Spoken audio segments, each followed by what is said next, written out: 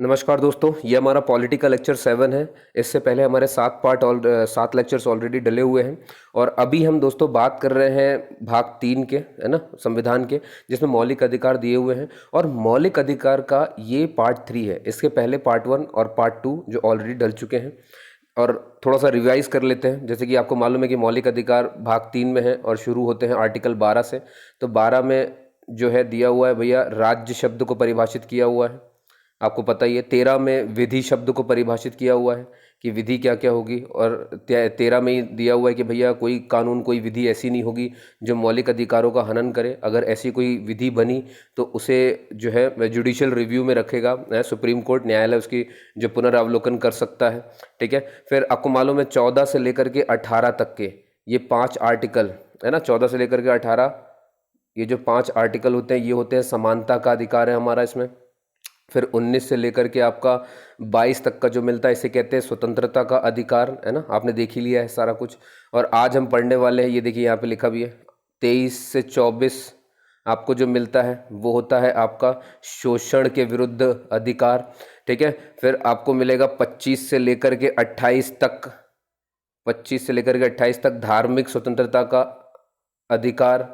ठीक। और फिर 29 और ये 30 रहेगा आपका यहाँ पर शिक्षा और संस्कृति का अधिकार। दोस्तों याद रखिए, है ना, पिछले 2 वीडियो में हमने स्वतंत्रता का अधिकार यानी 14 से 18 तक की बात कर ली है, समानता का अधिकार बात कर ली। देखिए 5 तरह के मौलिक अधिकार ध्यान रखिए, समानता का अधिकार, स्वतंत्रता का अधिकार, और फिर शोषण आएगा, फिर धार्मिक आएगा, और फिर आएगा आपका क्या कहते हैं शिक्षा और संस्कृति। क्लियर है? इस वे में से याद रखिएगा। तो चलिए दोस्तों अब स्टार्ट करते हैं आज का वीडियो। थोड़ा सा रिवाइज किया अपन ने।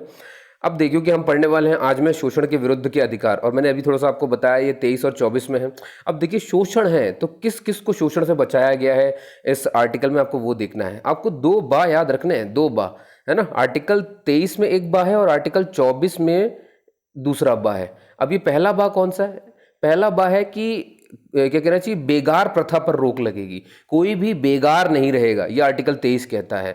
अब ये बेगार क्या होता है? बेगार मतलब आप समझ लीजिए कि मान लीजिए आप कहीं काम करते हैं, और आप जो काम करते हैं और जिस हिसाब से आप काम करते हैं, जितने समय तक आप काम करते हैं, और उस काम के हिसाब से अगर आपको पैसे नहीं मिलते हैं तो उसे बेगारी कहा जाता है। तो ये आपका शोषण हुआ कि भाई मेहनत तो बहुत करी लेकिन जो है पैसा उतना मिला नहीं, तो ये शोषण है। तो ये देखिए इसके लिए साफ साफ आर्टिकल 23 में कहा गया है ना। तो आप ये इसको याद रखने का तरीका ये हो सकता है कि 23 साल के किसी भी ऐसा नहीं होगा कि लड़के से अपन ने काम करवाया और उसे अपन पूरा पैसा ना दे।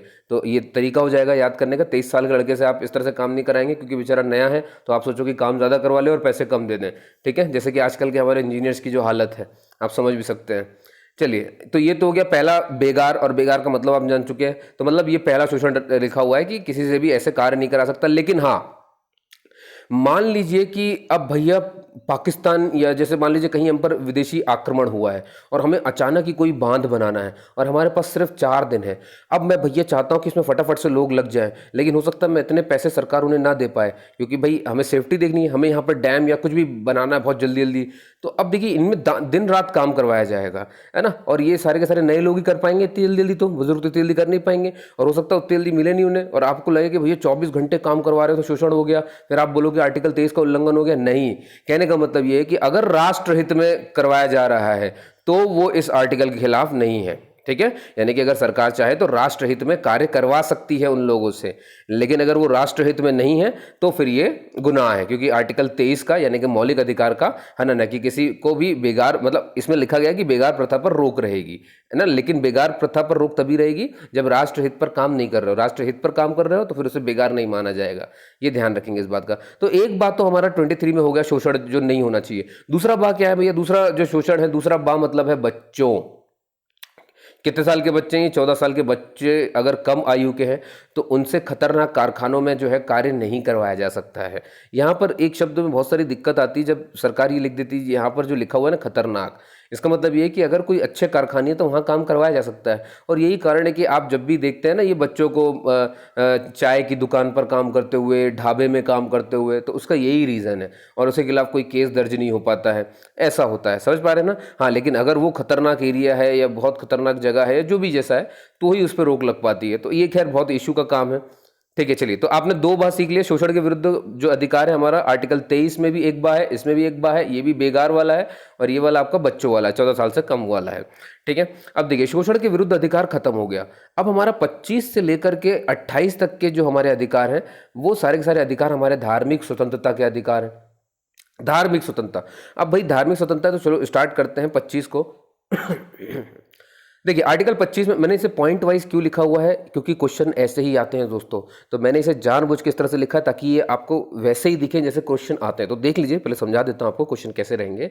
आर्टिकल 25 जो है, आपको पहले तो याद होना चाहिए कि धार्मिक स्वतंत्रता का अधिकार 25 से लेकर के 28 तक में है, पहले पॉइंट। दूसरी बात, अब एक एक करके एक आर्टिकल को देखते हैं। आर्टिकल 25 जब आप पढ़ेंगे तो उसमें लिखा हुआ है कि सभी नागरिकों को अपने अपने धर्म को मानने, प्रचार प्रसार करने, धर्म में लिखी हुई बातों के अनुरूप आचरण करने तथा अंतःकरण करने की स्वतंत्रता है। अब आप देखिए, इसे आप एक लाइन मत मानिएगा, क्योंकि ये क्वेश्चन ऐसे ही आता है ना, ये 4 हिस्सों में बटा हुआ है भैया। मानना अलग लिखा हुआ है, प्रचार प्रसार दूसरा पॉइंट है, तीसरा पॉइंट आपका अनुरूप, धर्म के अनुरूप आचरण करने से है, और चौथा पॉइंट आपका अंतःकरण की स्वतंत्रता है। तो कई बार ये पूछा गया है कि अंतःकरण की स्वतंत्रता किस आर्टिकल में है, तो 25 है। धर्म के अनुरूप आचरण करना किस आर्टिकल में है, तो वो फिर से 25 है। प्रचार प्रसार करना किस आर्टिकल में है, तो वो 25 है। आप धर्म को मान सकते हैं, किसी भी धर्म को आप मान सकते हैं, वो किस में है, आर्टिकल 25 में है।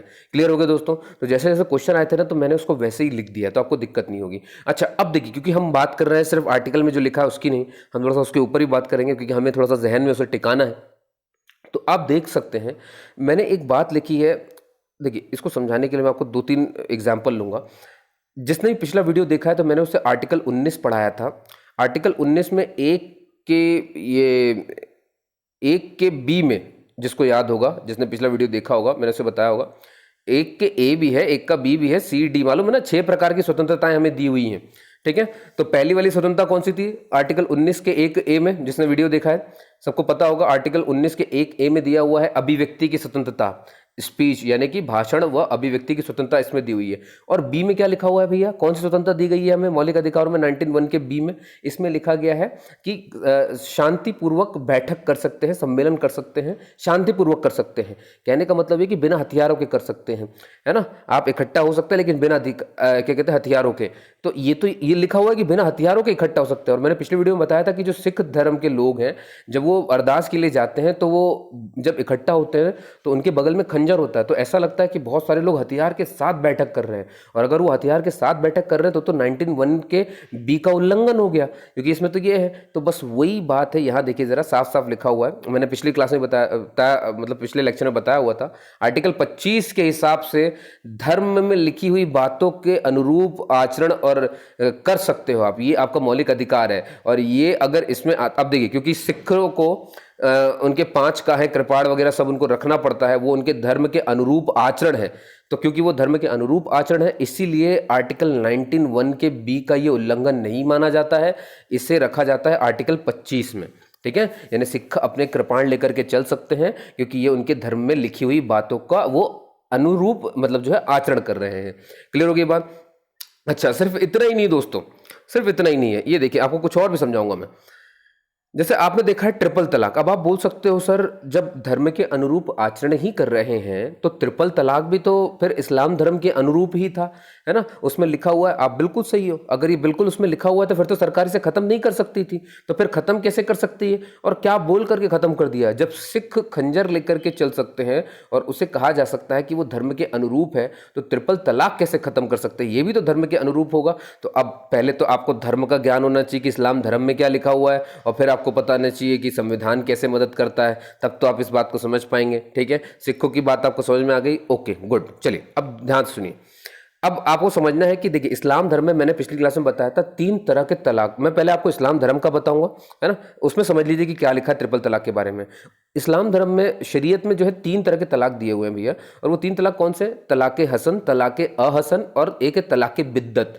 ये जो तीसरा वाला है ना, तलाके बिद्दत, इसी तलाके बिद्दत को कहते हैं ट्रिपल तलाक। ये 3 तलाक जो है तलाके बिद्दत है। और जो तलाके बिद्दत है, इसको इस्लाम धर्म में सबसे बिगड़ा हुआ तलाक माना जाता है, बिगड़ा हुआ रूप माना जाता है। तो सोचिए ज़रा, इस्लाम धर्म ही इसे बहुत, मतलब इस्लाम धर्म ही इसे अपने सिद्धांतों के विरुद्ध पाता है।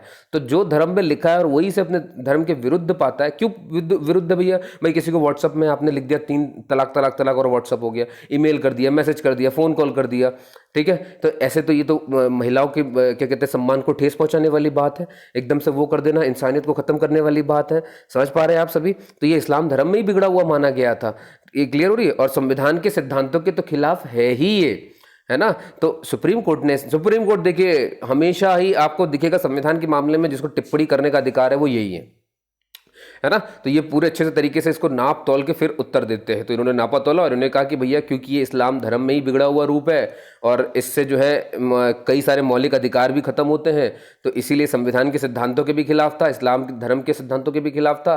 तो इसीलिए हम इसे जो है धर्म के अनुरूप आचरण नहीं मानेंगे और इसीलिए ट्रिपल तलाक जो है ख़त्म हो जाता। इन केस अगर ट्रिपल तलाक तलाक बिद्दत में नहीं आता तो शायद ये ख़त्म नहीं होता। ये बात क्लियर हो रही है ना। तो इसके और भी अहम जो है पायदान आप देख सकते हैं, ठीक है। तो एक तो ये बात है दोस्तों, लेकिन मैं आपको और थोड़ा समझाऊंगा ये धर्म के अनुरूप आचरण के बारे में ताकि आपको क्लियर हो जाए।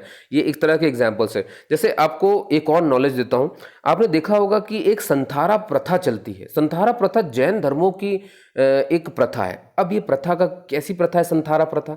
देखिए जैनों में जब इंसान बुजुर्ग हो रहा होता है तो उनके यहाँ एक प्रथा चलती है कि बुजुर्ग होता हुआ इंसान अपना अन्न और पानी जो है वो त्याग देता है ना। तो अब लोग क्या सोचते हैं, लोग अब जिन्होंने पिछला वीडियो देखा हुआ है तो मैंने उन्हें उसी में बताया हुआ है स्वतंत्रता के अधिकार में आर्टिकल 21 की मैंने बात की थी उसमें, ठीक है। अभी आपने आर्टिकल 19 देखा, अब उसको हटा दीजिए थोड़ी देर के लिए, अब आर्टिकल 21 से फोकस करिए। आर्टिकल 21 कहता है जीने की स्वतंत्रता देता है, वो हमें जीवन जीने की स्वतंत्रता देता है। अब मान लीजिए कि कोई अन्न और पानी छोड़ रहा है, इसका मतलब ये कि मौत की तरफ जा रहा है, और अगर वो मौत की तरफ जा रहा है तो फिर वो आर्टिकल 21 का उल्लंघन कर रहा है। और आपको मालूम है ना, तो कई लोग तो इनके अन्न और पानी छोड़ने को बोल देते हैं आत्महत्या कर रहे हो आप, ठीक है। ऐसा बोल दिया जाता है भाई ये भी तो आत्महत्या हुआ और आत्महत्या करना तो हमारे यहाँ अपराध है, आर्टिकल 21 का विरोध हो रहा है। तो नहीं, ध्यान से सुनिए भैया, अब इसीलिए तो बहुत ज़रूरी है सुप्रीम कोर्ट की टिप्पणी। तो उन्होंने ये संथारा प्रथा की टिप्पणी करते हुए कहा कि भैया संथारा प्रथा ऐसा है कि ये धर्म के अनुरूप आचरण है ना। उनके धर्मों में लिखी हुई ये बहुत पुरानी चीज़ है, ये उनका आचरण है। तो सुप्रीम कोर्ट ने टिप्पणी कर दी भैया कि धर्म के अनुरूप ये आचरण है, आर्टिकल 525 में आता है, इसीलिए ये गलत नहीं है और आज भी ये प्रथा चलती है। क्लियर हो रही है बात, है ना। तो मैंने आपको सिख, इस्लाम और जैन धर्म के एग्जाम्पल से धर्म के अनुरूप आचरण को थोड़ा समझाया है। क्लियर है दोस्तों? चलिए अच्छा, अब देखिए क्योंकि मैं आपको आर्टिकल 25 पढ़ा रहा हूँ और इसमें धर्म की बातें हैं, तो मैं अब आपको इसको 3 पायदान में थोड़ा सा समझाने की कोशिश करूंगा। देखिए इसके 3 हिस्से हैं दोस्तों। पहले हिस्से ये है जिसमें लिखा हुआ है कि क्या क्या स्वतंत्रता दी है धर्म के अनुसार। तो आपने देख लिया, आपको मानने की स्वतंत्रता है, प्रचार प्रसार करने की स्वतंत्रता है, आप धर्म के अनुरूप आचरण कर सकने की स्वतंत्रता है, और अंतःकरण की स्वतंत्रता है। ये स्वतंत्रता हो गई। लेकिन क्या इन स्वतंत्रताओं की कोई लिमिट है? कहीं ऐसा कुछ तो सीमाएं होंगी, ऐसा तो नहीं है कि ये बिल्कुल बेफिक्री से हम कुछ भी इस्तेमाल कर सकते हैं। दोस्तों इसकी लिमिट इसके दूसरे हिस्से में लिखी हुई है। अब लिमिट कौन सी है वो भी देखते हैं अभी आपको। और तीसरे हिस्से में लिखा हुआ है धर्म परिवर्तन के से जुड़े हुए। भाई तो धर्म से जुड़े हुए 3 चीज़ें हो सकती हैं। पहले तो हमें मालूम होना चाहिए स्वतंत्रताएं क्या है, दूसरा हमें मालूम होना चाहिए कि स्वतंत्रताएं की लिमिट्स कहाँ तक है, और फिर तीसरा मालूम होना चाहिए कि भैया हम अगर धर्म की बात हो रही तो क्या परिवर्तन करने के कैसे क्या नियम है वो देखेंगे। तो हमने एक तो देख लिया स्वतंत्रताएं क्या है और कुछ केसेस देखे, और अब देखते हैं कि स्वतंत्रताओं की लिमिट्स कहाँ तक है। ऐसा कौन सा वो हिस्सा है जहां तक मैं जो है अपनी स्वतंत्रताओं का इस्तेमाल कर सकता हूं धार्मिक का, और उसके बाद मैं उसे इस्तेमाल नहीं कर सकता हूं। तो देखिए भैया आपको याद होना चाहिए, यहां पर ये रहा आर्टिकल 25 में ही लिखा हुआ है, मैंने आपसे कहा था ना। तो ये दूसरी बात पढ़ रहे हैं कि लिमिटेशंस क्या है स्वतंत्रताओं की। तो भैया ये है जैसे लोक व्यवस्था, सदाचार और हेल्थ। दोस्तों ये 3 पॉइंट बिल्कुल रट डालो, इन तीनों से क्वेश्चन आ चुका है ना। हालांकि अभी स्वास्थ्य बचा हुआ है, स्वास्थ्य पे से क्वेश्चन नहीं आया, लेकिन बाकी दोनों में से आ चुका है। तो कई बार क्वेश्चन ये भी आ सकता है आपके पास कि मान लीजिए ये भी आएगा ना कि आर्टिकल 25 में जो लिमिटेशंस हैं 4 ऑप्शंस दे देंगे और बोलेंगे इनमें से कौन सा नहीं है। तो अगर आपको ये 3 याद है तो आपको पता है कि फिर जो इसके अलावा लिख दिया जाएगा वो नहीं होगा। समझ पा रहे हैं ना। जैसे मानवता लिख दी जाए, मान लीजिए वहाँ पे 4 ऑप्शन हो, एक में लिखा हो लॉ एंड ऑर्डर, एक में लिखा हो सदाचार, एक में लिखा हो हेल्थ, और एक में लिखा हो मानव जाति, है ना। तो आपको मालूम हो गया कि लॉ एंड ऑर्डर, सदाचार और हेल्थ तो है लेकिन मानव अधिकार नहीं। समझ पा रहे हैं। तो ऐसे क्वेश्चंस आते हैं, तो ऐसे क्वेश्चंस के लिए आपको तैयार रहना है। इसीलिए मैं बहुत स्पेसिफिक कर देता हूं आपके लिए कि आपको ध्यान किस पे देना है। तो जब मैं आपसे बोलूँ कि लिमिटेशंस, तो आपके दिमाग में तुरंत 3 चीज़ें आनी चाहिए। भाई तीन चीजें हैं, यानी कि अगर लॉ एंड ऑर्डर बिगड़ा तो आपकी धर्म की स्वतंत्रताएं छीन ली जाएंगी, जितनी वहां अभी बताई गई ना पीछे, मानने की, प्रचार प्रसार करने की, धर्म के अनुरूप आचरण करने की, सब खत्म हो जाएगी अगर लॉ एंड ऑर्डर बिगड़ा तो। अगर क्या कहते हैं मोरालिटी यानी सदाचार बिगड़ा तो भी, अगर इनको हानि होती तो भी गया। और सबसे इंपॉर्टेंट नीचे लिखा हुआ है स्वास्थ्य भैया। अब स्वास्थ्य का एग्जाम्पल आपने देखा होगा, जैसे तबलीगी जमात है ना, जब से कोरोना लगा आपने देखा होगा तबलीगी जमात जब हुआ तो आपने देखा कि उसे सरकार ने मतलब तुरंत की तुरंत बंद करवाया कि ये नहीं होगा। तो अब आप देखेंगे भैया ये तो ऐसा है कि आर्टिकल 30 देखिए, क्योंकि ये मुस्लिमों का है तो आपको मालूम है कि मुस्लिम जो है अल्पसंख्यक में आते हैं, और अल्पसंख्यकों को जो पावर दी गई है वो आर्टिकल 30 में दी गई है, और उनको ये कहा गया है कि आप जो है अपने धर्म का प्रचार प्रसार शिक्षण संस्थानों में कर सकते हैं, क्योंकि आप अल्पसंख्यक हैं। तो ये लोग वही कर रहे थे, तो भैया 30 तो मौलिक अधिकार में आता है, तो फिर इसे छीन नहीं सकते। लेकिन आपको मैंने अभी क्या पढ़ा है भैया, लिमिट्स है, तो आपको दिख रहा है लिमिट्स में क्या लिखा हुआ है कि लॉ एंड ऑर्डर अगर बिगड़ा तो खत्म कर देंगे, सदाचार बिगड़ा तो खत्म कर देंगे, स्वास्थ्य बिगड़ा तो खत्म कर देंगे। और यही कारण है कि हम ये सब कर पाए। ठीक है, मान लीजिए कि उस समय स्वास्थ्य की बात नहीं होती तो फिर कोई भी उनके सम्मेलन को बंद नहीं कर सकता था, वो उनका मौलिक अधिकार है। क्लियर हो रही बात ना? चलिए बढ़िया, आप समझ पाए इस बात को। चलिए अब देखते हैं भैया कि सर इतना तो हम समझ के चलिए स्वतंत्रताएं क्या मिली हैं और हमारी लिमिटेशंस क्या हैं। अब हमें ये बताइए कि ये जो धर्म परिवर्तन होता है ये कैसे होता है, क्या ये हमारे संविधान में किसी अनुच्छेद में लिखा हुआ है क्या? देखिए दोस्तों, सबसे पहली बात कि धर्म परिवर्तन के लिए कहीं पर भी कुछ भी लिखा नहीं है। आपसे कभी पूछा जाए धर्म परिवर्तन किस अनुच्छेद में है, तो याद रखिए वो किसी भी अनुच्छेद में दिया हुआ नहीं है। और धर्म परिवर्तन ही दोस्तों, ये जो आप अल्पसंख्यक सुनते रहते हैं ना वर्ड, अल्पसंख्यक भी किसी अनुच्छेद में नहीं दिया हुआ है। ये क्वेश्चंस बहुत अच्छे से रखिए, हालांकि अभी तक आए नहीं है पर आ सकते हैं, तो आपको इनको ध्यान रखना है। मैंने दो शब्द कहे आपसे दोस्तों, धर्म परिवर्तन कहीं नहीं दिया हुआ है, अल्पसंख्यक कहीं नहीं दिया हुआ है ना। आप इन्हें लिख भी सकते हैं और अपने पास रख भी सकते हैं। ये कुछ बहुत अच्छे पॉइंट है जो आपको समझने में और देखने में समझने में मदद करेंगे। तो अब बात करते हैं सर, तो फिर धर्म परिवर्तन का जब कहीं लिखा नहीं है तो ये कैसे मालूम चलता है, क्या है ये सारी चीजें? देखिए धर्म परिवर्तन के बारे में फिर कुछ लिखा है क्या? देखिए ये नहीं लिखा है कि कोई इंसान धर्म परिवर्तन करने के अधिकार है, ये कहीं नहीं लिखा है कि धर्म परिवर्तन करने का भी अधिकार है आपको, ये लिखा नहीं है। तो फिर लिखा क्या है? लिखा ये है, यदि कोई व्यक्ति, फिर से दो पॉइंट आपको ध्यान रखने, दबाव में, पहला, या आर्थिक प्रलोभन में, मतलब कोई पैसे दे दे आपको और पैसे देकर के बोले कि चलो भैया धर्म परिवर्तन कर लो, लो हमारा धर्म कबूल कर लो हमारा धर्म ले लो हमारे धर्म में आ जाओ, क्लियर, हम तुमको इतने पैसे देते हैं, है ना, हम तुम्हारे पूरे बच्चों को पढ़ा देंगे, ये फ्री कर देंगे, वो फ्री कर देंगे। तो अगर कोई भी आर्थिक प्रलोभन वो देता है और तब आप अगर धर्म परिवर्तन करते हो तो राज्य इस धर्म परिवर्तन पर रोक लगा सकता है।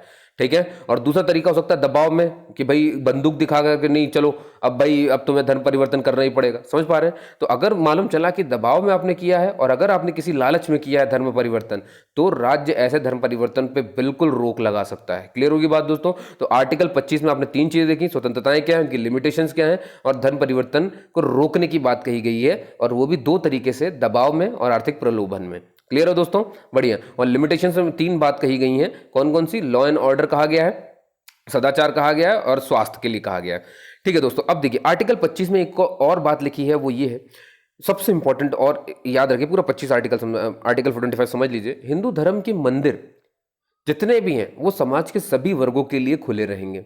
अब आप सोचेंगे सर हिंदू धर्म के ही क्यों बोला? हिंदू धर्म, हिंदू का मतलब आप समझते हैं हिंदू कैसा लिखा है संविधान में? हिंदू शब्द का मतलब यहाँ पे दो और धर्म है, सिख भी इसी में गिने जाते हैं हिंदू में, और जैन भी गिने जाते हैं। इसका मतलब ये है कि जब हिंदू लिखा जाए तो सिखों के भी मंदिर सबके लिए खुले रहेंगे और जैनों के भी मंदिर सबके लिए खुले रहेंगे। क्लियर है बात? इनकी जितनी भी संस्थाएं हैं उनमें आने जाने के लिए कोई भी किसी को मना नहीं कर सकता, किसी भी वर्ग के लिए मना नहीं कर सकता है। ये बात समझ में आ रही है आपके? चलिए बढ़िया दोस्तों, तो ये तो हो गया भैया आर्टिकल 26। अब आप 25 में और 26 में कंफ्यूज मत होइएगा, क्योंकि अभी आपको देखिए दोनों में सिमिलरिटी मिल जाएगी जैसे ही मैं 26 को पढ़ूंगा। 26 में लिखा हुआ है प्रत्येक व्यक्ति को अपने अपने धार्मिक संस्थाओं को स्थापित करने, है ना, यहाँ पे पॉइंट का फिर से ध्यान रखना है, प्रत्येक व्यक्ति को अपने अपने धार्मिक संस्थाओं को स्थापित करने, उनका प्रबंधन यानी कि मैनेजमेंट करने, भाई आप इंस्टीट्यूट को स्थापित कर सकते हो, उसका प्रबंधन कर सकते हो। जंगम और स्थावर, जंगम मतलब होता है चल संपत्ति, स्थावर मतलब होता है अचल संपत्ति। तो जो चलती हुई है, मूवेबल है, उसे जंगम कहते हैं, और जो नॉन मूवेबल है उसे स्थावर यानी कि अचल संपत्ति कहते हैं, को अर्जित करने और उनका समुचित उपयोग करने का अधिकार होगा। क्लियर है दोस्तों? मैं एक बार फिर से पढ़ रहा हूँ आपके लिए, ध्यान सुनिए। अपने अपने धार्मिक संस्थाओं को स्थापित करने, उनका मैनेजमेंट करने, चाहे संपत्ति चलती हो चाहे संपत्ति रुकी हुई हो, उसको अर्जित करने का, देख लो ध्यान से, धार्मिक संस्थाओं के बारे में बात हो रही है, और उनका समुचित उपयोग करने का अधिकार होगा, ये 26 में। अब आप बोलेंगे सर 25 में भी यही बात लिखी थी कि धार्मिक, वहाँ पर लिखा हुआ था सिर्फ धर्म दोस्तों, है ना। आप जब पढ़ें तो बहुत अच्छे से पढ़ें, क्योंकि यही सबसे ज़्यादा कंफ्यूज करता है। 25 में सिर्फ लिखा है धर्म को मानना, और यहाँ धर्म नहीं, धर्म से जुड़ा हुआ कोई संस्थान की बात की गई है। तो आपको बहुत क्लियर रहना है, क्वेश्चन में धार्मिक संस्थाओं के लिए पूछा गया है या फिर पूछा गया है धर्म के लिए। धार्मिक संस्थाओं के लिए पूछा जाए तो 26 मार्क करिए, और सिर्फ धर्म के लिए पूछा जाए तो आर्टिकल 25 मार्क करिए। आर्टिकल 25 आप समझ चुके हैं कि इसमें 3-4 चीज़ें दी हुई हैं, उसकी लिमिटेशंस और दुनियादारी। अभी हम बात करें संस्थाओं के बारे में, क्लियर है। तो आपसे पूछा जाए कि चल संपत्ति अचल संपत्ति अर्जित करने का अधिकार धार्मिक रूप से किस में दिया है, तो 26 में दिया है। प्रबंधन करने का धर्म को अधिकार किस में दिया है, 26 में दिया है। स्थापित करने का इंस्टीट्यूट को, धार्मिक इंस्टीट्यूट को स्थापित करना किस में दिया है, 26 में दिया है। समझ पा रहे हैं आप सभी? बहुत बढ़िया दोस्तों। लेकिन आपको मालूम है फिर से लिमिटेशन है, फिर से लिमिटेशन है, और वही 3 लिमिटेशन है। कहने का मतलब ये कि आर्टिकल 25 में और आर्टिकल 26 में लिमिटेशंस बिल्कुल सेम है। 26 भी छीन ली जाएगी अगर लॉ एंड ऑर्डर टूटा, सदाचार पे हानि पहुंची, या फिर स्वास्थ्य में। ठीक है दोस्तों। अब देखिए अब आता है आर्टिकल 27, क्योंकि हमको मालूम है कि हमारे धर्म की स्वतंत्रता 25 से शुरू होगी और 28 तक जाएगी, तो 27 पे आ गए। 27 बहुत आसान है दोस्तों, 27 है ना, टैक्स। ये टैक्स से जुड़ा हुआ है। कैसे टैक्स से जुड़ा हुआ है? धर्म के नाम पर एक धर्म को बढ़ावा देने के लिए सरकार किसी भी प्रकार का कोई टैक्स देने के लिए किसी व्यक्ति को बाध्य नहीं कर सकती है। कहने का मतलब ये है कि अब 2 आर्टिकल आपने देखे, भाई धर्म का मान लो मैं एक प्रचार कर रहा हूँ, प्रसार कर रहा हूँ, ये 25 के तहत हुआ।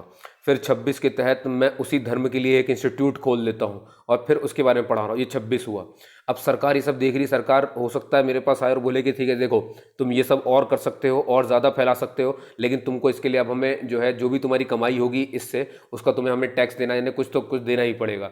तो अगर सरकार सोचे कि इन 2 आर्टिकल का फ़ायदा उठाए, तो इन दोनों आर्टिकल को बचाने के लिए आर्टिकल 27 भी लगा दिया, और उसमें कहा गया कि ऐसा नहीं होगा कि कोई जब ये बेचारे प्रचार प्रसार और इंस्टीट्यूट खोलें तो लगे सरकार टैक्स वसूलने, तो टैक्स पे बिल्कुल मनाही कर दी है। इसलिए आपने देखा ना, जितने भी ट्रस्ट वगैरह होते हैं सब जो है टैक्स के दायरे से बाहर होते हैं, है ना। जैसे शनि शिग्नापुर है, ये जितने भी हैं ये धार्मिक इंस्टीट्यूट, इनसे कोई भी टैक्स नहीं लेता। इनके पास लाखों करोड़ों इकट्ठा हो सकते हैं, लेकिन 1 रुपया सरकार नहीं ले सकती इनसे। ये बात क्लियर हो रही है? बढ़िया। तो आपको याद रखना है कि 27 में टैक्स की बात कही गई है, ठीक है, 27 में टैक्स है। अब बात होती है आर्टिकल 28 की। भैया आर्टिकल 28 क्या कहता है? किसी भी प्रकार की सरकारी और गैर सरकारी, ये देखो गवर्नमेंट हो चाहे नॉन गवर्नमेंट हो, ये इंस्टीट्यूट की बात कर रहा है, या फिर कोई प्राइवेट हो, देखो फिर से बोल रहा हूँ, government, non government, private institute जितने भी हो, वहाँ पर धार्मिक शिक्षा आप नहीं दे सकते। अरे तो फिर सर आर्टिकल 28 में और 26 में अंतर क्या हुआ? 26 में तो आपने बोला था इंस्टीट्यूट खोल सकते हैं, अभी आप बोल रहे हो कि जो 28 में वही बात को मना कर दिया कि आप सरकारी। तो ध्यान से देखिए, इसका मतलब ये हुआ दोस्तों कि मान लो आप जब जैसे सर्टिफिकेट आप साइन करते हो, अब आपने बोला कि भैया मैं जो है, मैं अपने धर्म, यानी मतलब मान लो मैं क्रिश्चियन स्कूल ही खोलना चाहता हूँ, मैंने पत्र जो है दिया ही है कि मैं क्रिश्चियन स्कूल खोलना ही चाहता हूँ, मेरा मोटिव ही है क्रिश्चियन स्कूल खोलने का, क्रिश्चियनिटी को बढ़ाने का मेरा मोटिव है। तो ये चीज़ किस में आ जाएगी? ये चीज़ आपकी आ गई आर्टिकल 26 में। लेकिन मान लो कि आपने एक आम स्कूल खोला, बिल्कुल आम, बिल्कुल नॉर्मल स्कूल जो हम आमतौर पे पढ़ते रहते हैं, जिसमें सब कुछ है, आपने आम स्कूल खोला कोई सा, और अब आप सोचो कि इसमें मैं कोई पर्सनल देने लगूं, तो फिर ये आर्टिकल 28 में आ जाएगा। क्लियर है? समझ पा रहे हैं ना बात? यानी जिन मतलब ऐसी संस्था जो धर्मों के उद्देश्य को लेकर के ही खोली जाती हैं, वो होती हैं आर्टिकल 25 के हिसाब से। समझ पा रहे हैं ना? अगर आपने धर्म के उद्देश्य से ही खोली है वो, तो वो आर्टिकल 25 है, लेकिन धर्म के उद्देश्य से नहीं, बस नॉर्मल खोली थी, और अब आप सोचो कि अब यहाँ पर मैं कुछ किसी धर्म की तरफ झुकाव रखते हुए कुछ देने लगूँ शिक्षा, तो अब ये गलत हो जाएगा। ये बात समझ पा रहे हैं? अब फिर चाहिए गवर्नमेंट के लिए हो, तो गवर्नमेंट में तो ऐसा हो नहीं सकता, क्योंकि सरकार तो कभी किसी धर्म का पक्ष नहीं ले सकती है। तो इसीलिए कहा गया है कि जितने भी गवर्नमेंट स्कूल्स हैं, जितने भी गवर्नमेंट कॉलेजेस हैं, उनमें किसी में भी आप कोई भी एक धर्म की चीज़ शुरू नहीं कर सकते हो। क्लियर है? अगर होगा तो सभी धर्मों के लिए होगा, उसमें सभी धर्मों की प्रार्थना होगी, वरना किसी धर्म की नहीं होगी। ये बात आपको ध्यान रखनी है। क्लियर है दोस्तों? अब अच्छा, तो फिर लेकिन अब मैं आपको 1-2 केस सुनाता हूं दोस्तों, और जो आपके क्वेश्चन के लिए इंपॉर्टेंट है। मैं आपको 2 केस बताऊंगा, एक तमिलनाडु का और एक यूपी का। तमिलनाडु में वंदे मातरम सारे शिक्षण संस्थानों में लागू किया गया, सरकार ने बोला सब में रहेगा। यूपी में योगी आदित्यनाथ ने मदरसाओं में राष्ट्रगान को लागू करवा दिया, कहा कि अनिवार्य कर दिया कि ये होगा ही होगा। फिर से सुनिए, आपसे पूछा जा सकता है कि किस राज्य ने वंदे मातरम को अनिवार्य किया है, तो वो तमिलनाडु है। और पूछा जाए कि किस राज्य ने राष्ट्रगान को मदरसाओं में जो है अनिवार्य किया, तो वो यूपी है। ठीक है, अब लोगों ने विरोध कर दिया कि भैया शिक्षण संस्थानों में रोक के लिए तो अभी ये 28 आर्टिकल बना हुआ है कि भैया आप नहीं रख सकते सरकारी में, तो फिर सरकार कैसे बोल रही है कि राष्ट्रगीत और राष्ट्रगान। तो ये सारे मामले चले जाते हैं हाई कोर्ट, सुप्रीम कोर्ट में। और आपको मालूम है सुप्रीम कोर्ट और आपको पता है कि दोनों सही ठहरा दिए गए कोर्ट के द्वारा, क्योंकि टिप्पणी करने का अधिकार उन्हीं के पास होता है। लोगों ने ये कहा कि भैया ये वंदे मातरम कैसे करवा सकते हो, राष्ट्रगान कैसे करवा, तो कोर्ट ने बोला सुनो, ये देश भारत धर्मनिरपेक्ष है और ये राष्ट्रगीत है और हमारा राष्ट्रगान है ना, और ये देश के लिए होते हैं और ये सभी धर्मों के लिए एक जैसे होते हैं। इसका मतलब ये हुआ कि ये किसी धर्म से जुड़े हुए नहीं है। अगर धर्म से जुड़े हुए होते तो फिर मालूम है ना, सरकारी स्कूल में आप इनको नहीं कर सकते, लेकिन सरकारी स्कूल में तो हम वंदे मातरम भी गाते हैं और राष्ट्रगान भी गाते हैं। आपको पता नहीं ये बात है ना। तो यही ध्यान देते हुए योगी आदित्य जी ने मदरसाओं में भी इसको जो है अनिवार्य कर दिया, और तमिलनाडु ने भी इसे सारे शिक्षण संस्थानों में अनिवार्य किया। वंदे मातरम को तमिलनाडु ने किया है, राष्ट्रगान को यूपी ने किया है। क्लियर हो रही है बात दोस्तों? चलिए, बहुत बढ़िया। तो ये कुछ बातें थी, आपको याद रखनी थी। चलिए, अब अपना है शिक्षा और संस्कृति के अधिकार की बात करते हैं। आर्टिकल 29 और आर्टिकल 30 की बात करेंगे। ठीक है, अब देखिए, शिक्षा और संस्कृति का अधिकार, हमने धार्मिक पढ़ लिया, सब पढ़ लिया। अभी शिक्षा और संस्कृति किसकी है? संस्कृति लिखा हुआ है यहाँ, देखो जरा, और शिक्षा लिखा हुआ है। ये किसके लिए? देखिए दोस्तों, मेनली ये जो 29-30 यानी शिक्षा और संस्कृति का है, ये मेन तो जुड़ा हुआ है अल्पसंख्यकों के अधिकार से, है ना। जितने भी अल्पसंख्यक हैं उनके अधिकार से जुड़ा हुआ है। लेकिन मैंने आपको एक चीज़ बताई कि अल्पसंख्यक किसी भी संविधान के किसी भी हिस्से में लिखा नहीं है, उस शब्द को कहीं पर भी डिफाइन नहीं किया गया है। लेकिन अब मैं आपसे बोल रहा हूँ कि शिक्षा और संस्कृति का जो अधिकार है, ये जुड़ा हुआ किससे दिख रहा है आपको? अल्पसंख्यकों के अधिकार से जुड़ा हुआ है। ठीक है, अब आप सोचेंगे सर ये अल्पसंख्यकों के लिए ऐसा अलग से क्या बनाने की जरूरत पड़ी? देखिए, जब हम आज़ाद हुए, आपको मालूम ही है कि पाकिस्तान एक राष्ट्र बना और इंडिया एक राष्ट्र बना। पाकिस्तान पूरी तरीके से इस्लाम बना, है ना, इस्लामिक लोग वहाँ चले गए, जितने भी इस्लाम को मानने वाले, ऐसा मतलब मुस्लिम कंट्री मैक्सिमम थी। लेकिन ऐसा तो है नहीं कि हमारे इंडिया मुस्लिम्स नहीं है, तो यहाँ पर भी रह गए कुछ, और मुस्लिम ही थोड़ी ना रह गए, और भी बहुत सारे रह गए। तो अब बात ये हुई कि जब संविधान सभा की बैठक चल रही थी, भाई आज़ाद तो हम 1947 में हो गए, संविधान सभा की बैठक चल रही थी और 50 में जाकर के संविधान बन गया था। तो संविधान सभा में कुछ अल्पसंख्यक के प्रतिनिधि भी थे, है ना।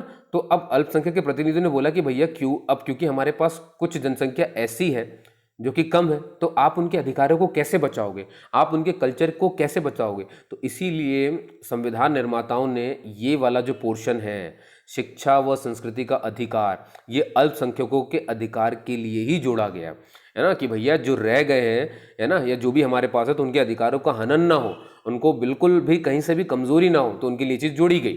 ठीक है, अब देखिए इसमें क्या क्या बातें कही गई हैं वो सुन लीजिए, है ना। अब अच्छा, अब एक चीज़ ये समझानी है आपको मुझे कि जब हम क्या कहते हैं, अल्पसंख्यक अगर शब्द डिफाइन नहीं है, कहीं भी परिभाषित नहीं किया गया है, तो फिर कैसे मालूम चलता है कि कौन अल्पसंख्यक है? भैया ये कौन बताएगा? क्योंकि जब ये चीज़ डिफाइन ही नहीं है, क्योंकि डिफाइन होती तब तो मैं बता पाता कि इसे अल्पसंख्यक कहेंगे, इसे अल्पसंख्यक नहीं कहेंगे, ये तो कहीं है नहीं, तो फिर कैसे मालूम चलेगा? देखिए, अल्पसंख्यक को पता करने के लिए अगेन आपके पास एक ही संस्था है और वो सुप्रीम कोर्ट है। सुप्रीम कोर्ट ने कई सारे मामलों में ये बताया और जो अभी तक उसका जो चल रहा है अभी करंट, वो यही है कि भारत की जनसंख्या में अगर उसका जो प्रतिनिधित्व है, मतलब अगर वो जनसंख्या जो 50% से कम है, यानी कोई भी वर्ग जो 50% से कम की जनसंख्या में है, 50% से कम है उसकी जनसंख्या, तो उसे कहते हैं भैया अल्पसंख्यक। क्लियर हो रही है बात, है ना। ये आपको ध्यान रखना है, मतलब 50% से जनसंख्या कम वाले वो सारे के सारे अल्पसंख्यक में आते हैं। तो ये तो हो गई अल्पसंख्यक की बात। लेकिन इसमें अब शिक्षा, क्योंकि आर्टिकल तो है शिक्षा व संस्कृति का अधिकार, तो अब पढ़ना शुरू करते हैं। 29 में क्या लिखा हुआ है वो दोस्तों, तो ये देखिए 3 पॉइंट फिर से याद रखिए। आर्टिकल 29 में ये लिखा हुआ है, ये कहता है कि जितने भी अल्पसंख्यक हैं को अपनी भाषा यानी लैंग्वेज, लिपि और संस्कृति, भाषा, लिपि और संस्कृति को बनाए रखने का अधिकार होगा। ठीक, और आर्टिकल 30 ये कहता है, ये 3 पॉइंट याद रखिए। जब भी मैं आपको बोलूं कि आपको मार्क करके दे दूं ना, तो आप समझ जाओ कि ये क्वेश्चन वाला एरिया है। क्लियर है? चलिए, तो अब आर्टिकल 30 को देख लेते हैं। ये क्या कहता है? ये कहता है कि सभी अल्प को, जितने भी अल्पसंख्यक हैं, उनको अपनी शिक्षण संस्थानों की स्थापना करने और उनका प्रबंधन करने का अधिकार होगा। ठीक है, अभी आपने थोड़ी देर पहले ही आर्टिकल 26 पढ़ा है और वहाँ पे भी तो ये कहा गया था, लेकिन वहाँ पे सभी को कहा गया है और यहाँ पर स्पेशली अल्पसंख्यकों को कहा गया है ना। और ये मत चौंकिए कि एक ही मतलब एक ही बात को दो दो आर्टिकल में लिखा गया है, ऐसा बिल्कुल भी मत चौंकिएगा वहाँ पे, है ना। ये ऐसे बहुत सारे आर्टिकल हैं जो मैं आपको बताऊंगा अभी, जैसे कि आर्टिकल 12 में आप देखोगे कि राज्य शब्द को परिभाषित किया गया है कि राज्य शब्द क्या है, और आर्टिकल 36 में इसमें भी राज्य शब्द को परिभाषित किया गया है। आर्टिकल 36 में ये लिखा गया है कि राज्य शब्द की वही परिभाषा होगी जो आर्टिकल 12 में दी गई है। क्लियर है बात। जबकि आर्टिकल 36 आता है राज्य की नीति निर्देशक तत्वों में और आर्टिकल 12 आता है आपके मौलिक अधिकारों में। क्लियर हो रही बात। तो इसमें मत चौंकिए, कभी कभी होता है ऐसा कि एक ही शब्द जो है कई जगह पर होता है। ठीक है, तो उसी तरीके से, और यहाँ पे ये इसलिए लिखा ताकि अल्पसंख्यकों के लिए बिल्कुल स्पेशल हो जाए, स्पेसिफिक हो जाए। वहाँ पे जो लिखा है वो सबके लिए, और यहाँ पे जो लिखा है वो सिर्फ अल्पसंख्यकों के लिए, मतलब उनके लिए जो 50% से कम की जनसंख्या में आते हैं। समझ पा रहे हैं आप। तो उनको फिर से कहा गया कि आप अपने शिक्षण संस्थानों की स्थापना करने और उनके जो है, और हाँ ये यहाँ ध्यान दीजिए, ये अपने खुद के शिक्षण संस्थान बना सकते हैं। समझ रहे हैं, मैंने आपसे कहा था क्रिश्चियन स्कूल, है ना, आप मदरसा देख लो, ये सब समझ रहे हो ना आप। तो यहाँ पर इस्लामिक शिक्षा दे दी भाई, है ना, और यहाँ पर क्रिश्चियनिटी से जुड़ी शिक्षाएं दे दी, तो ये इनके खुद के स्कूल बन सकते हैं, उनका ये मैनेजमेंट भी कर सकते हैं। ठीक है, और इसीलिए इस्लामिक शिक्षा होती है, ये आपको पता ही है मदरसाओं में आज भी। तो ठीक है दोस्तों, होप सो कि आप इसको समझ पाए हैं, है ना।